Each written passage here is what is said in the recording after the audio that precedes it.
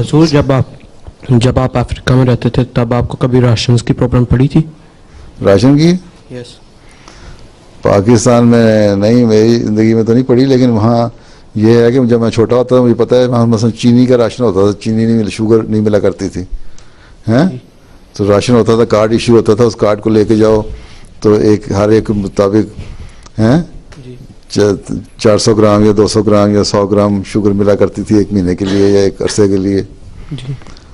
इसी तरह वहाँ तो ऐसी ज़रूरत तो नहीं पड़ी, लेकिन जंग के हालात में ये हुआ कि बाज़ लोगों के पास चीज़ें नहीं आती थी बाहर से, तो लोगों ने गंदम जो थी ना, गंदम वीट, होल वीट जो होती है, उसको उबाल के सिर्फ खाया करते, सालन पकाने के लिए नहीं होता था।